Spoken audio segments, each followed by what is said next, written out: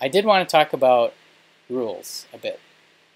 And it's something that doesn't apply quite as much to video game design because the video game rule set is in the code. Players don't really have to deal with the rules in a conscious way. Versus if you're interested in getting into board game design, I think that's one of the main things you have to be thinking about because it's such a barrier for people sometimes. If they see a rule book more than like 2 pages, sometimes that's too much. So I want to talk about what makes for good rules. And first off, obviously you want your game to be fun. And so with every rule you make, think about, is this rule creating more fun than the rule itself? Like, does the fun outweigh the amount of time someone's going to spend thinking about the rule? And what makes for a light rule? Well, the biggest thing is if it's intuitive, then it's going to be a light rule. If it matches the theme, for example, Agricola, I have friends who are not gamers at all, but they have gotten into this game, even though it's like a 3-hour endeavor. But they love it because everything makes sense. Like, you're building fences around sheep, and then if you have 2 sheep, they make a baby sheep. Everything makes intuitive sense. Also, if everything matches the expected game flow, so like Roll for the Galaxy, there's a lot of things to think about, but they happen in kind of a logical order. So first you're going out and exploring the universe, then you're developing technology, then you're settling different places in the universe, and then you're producing, and then you're shipping those goods off. So it all makes sense. If your game rule matches other games, that's going to help a lot. So Dominion kind of started the craze of deck builder games, and every game since then, if it's a deck builder, is kind of expected to have the rule of drawing 5 cards. I'm not sure exactly why they picked 5, but it seems great, and you probably want to go along with that if you're making a deck builder, just so there's not a hurdle for someone.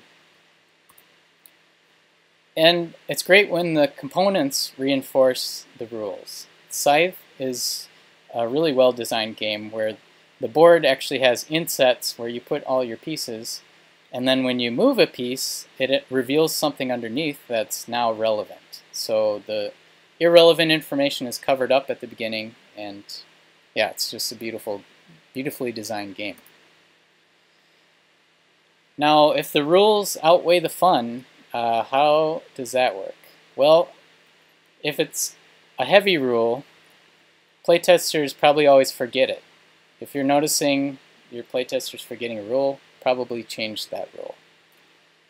If you can't easily explain it in writing, unfortunately, writing in a rule book is the main way that people are going to access your game for a board game. So make sure you can explain it in writing, or maybe cut it. Also, if it's an edge case where it only happens once per game, try to avoid those, if at all possible. And if the rule is counterintuitive, that's going to be a heavy rule. For example, Hanabi, don't look at your cards. Now, that game, for sure, the first time you play, you're going to be tempted to pick up your hand and look at your cards. But the whole idea of the game is that you can't see your own cards.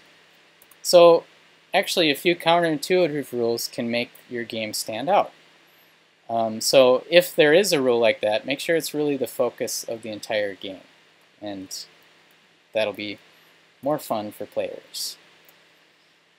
So in addition to having fun, you also want some strategy in your game, right? So if your strategy outweighs the rules, that's usually a good thing. And this comes into emergent complexity versus innate complexity. So what that means is, emergent complexity, the rules are very light, but the strategy is vast with this game. So chess, for example, all you have to learn is the rules of how the pieces move, and then it's the interactions of those pieces that adds to this great amount of strategy.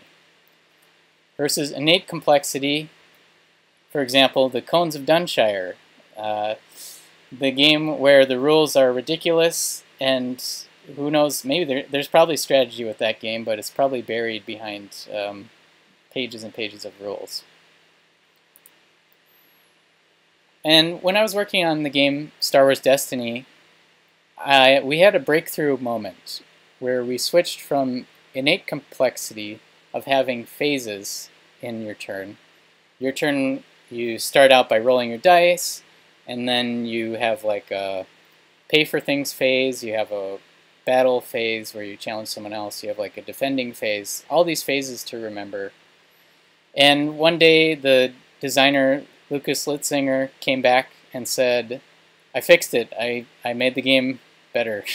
And it truly was a lot better when he switched to single action turns. So like a chess game, you go back and forth with your opponent, and instead of resolving all your dice at once, you roll them out, and then you have to decide which ones you want to resolve. So it's all about efficiency. And there's a lot of tension there because you're waiting to see, do I risk it and keep my dice out there, or will my opponent kill my character before I can use those dice? So that was a huge inspiration for me in my own games. For example, for Humors, I switched to single action turns. Well, I guess it was always single action turns, but the tension there is that you can only put one token down on a turn, so you have to make it count. And you're hoping to, make something happen by the time it gets back around to you. And no one else took your chances away of winning. Magic the Gathering is another example of emergent complexity. So each card in and of itself isn't super complex, but when you start combining them, you get some really amazing combos, and that's the whole appeal of the game, is putting a deck together with simple parts. The advantages of emergent complexity, it's fairly easy to learn, because once you learn the basic rules, everything else will follow. It's very strategic, and you feel clever when you come up with a cool combo. The disadvantage is that there can be rules questions that you don't know how to solve. There's thousands and thousands of Magic cards, and you know that there's just going to be some weird combos that no one can really resolve how they should play out. Innate complexity does have its place. I don't want to say that it's not a good thing, because sometimes games like Betrayal at House on the Hill need a lot of rules. So the advantage from all these rules is that it feels more thematic. So if you haven't played this game, everyone's working together until one person becomes the betrayer, and then they have to go through, and there's a book of random betrayer scenarios that you read through. And one of them is like you become a vampire, one is maybe like you're a mummy or something. And the advantage of a lot of rules there is that it does feel really thematic when each of these different scenarios plays out. The disadvantage, lots of rules. People don't always like reading rules, but that's what we get for that game. And finally, I just want to talk a little about how board games relate to video games and what each can learn from the other. So board games excel at human interaction. That's what makes most tabletop games work, is people playing around the table. It's easier to do bluffing, in person, it's more fun. Negotiation, in person, always fun. And role-playing. The physicality of play with board games, it's real easy to put some components on the table and people can instantly be playing with them. Versus video games, there's always going to be this hurdle when you're developing of a lot of work goes into just making the pieces play well together. And board games, sometimes you have to use your imagination quite a bit. So like Dungeons and Dragons, for example, or any game where it's more of like a story going on outside just the pieces on the table. And not that video games can't be imaginative, of course, but you're kind of fed the story through sensory immersion and everything else that's going on. So it's less of an imaginative act, it's more like an experience. So the sensory immersion leads to a range of emotions. So like board games, the emotions are usually laughter, tension, maybe some anger, but there's not really necessarily a game that's going to make you cry. I think they can exist, but video games excel at that kind of emotion because they actually share more in common with films in some cases, and the music and the story itself can really draw you in. Video games exceed at hidden information. You can hide a lot under the hood story-wise, versus in a board game, if you want to make a story game, you kind of have to have a deck of cards maybe, and you flip through them to reveal what the story is. But yeah, that's the nice thing about video games, is all this hidden information that you can reveal to players. Solo play, obviously video games have been doing that well for a long time. Simultaneous play as well is not something easy to do in a board game that is just natural for video games. And finally, the rules in video games, they are coded in. People learn the rules as they play, the rules of the universe.